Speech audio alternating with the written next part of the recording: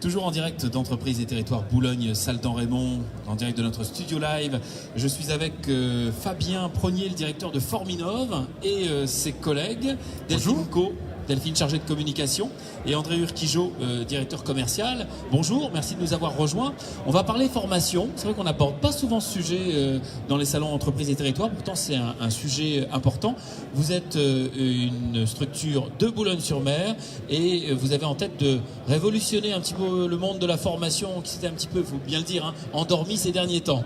Oui, voilà, tout à fait, notamment depuis la réforme de la formation qui a eu lieu en fin d'année 2017. Aujourd'hui, la petite entreprise et la très petite entreprise a vraiment une problématique pour se former. Ça représente des coûts assez importants pour l'entreprise.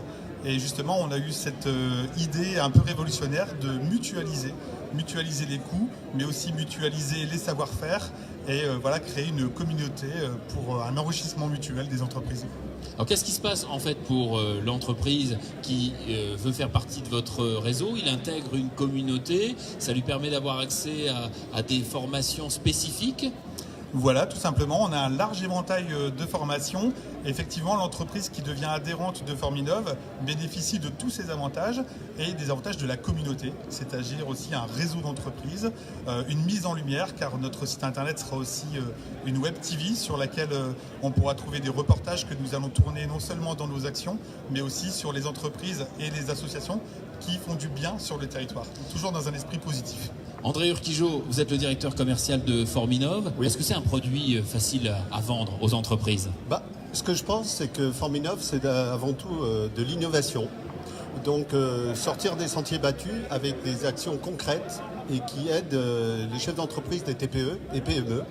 Donc je pense que oui, c'est relativement simple à expliquer, les avantages sont clairs et les bénéfices sont importants, tant au niveau humain qu'au niveau des ressources.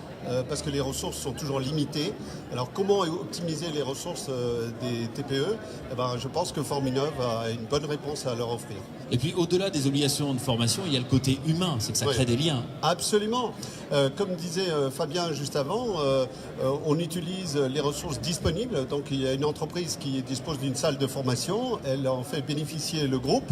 Et comme ça, au fur et à mesure, les entreprises peuvent s'aider mutuellement à optimiser et aussi à s'ouvrir au monde extérieur et faire connaître et communiquer un petit peu le projet de chacun auprès de ses pairs sur la région.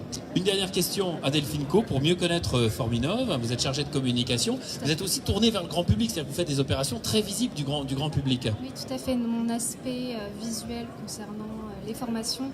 Donc on sera amené avec mon équipe, surtout avec Fabien, d'aller sur le terrain et puis forcément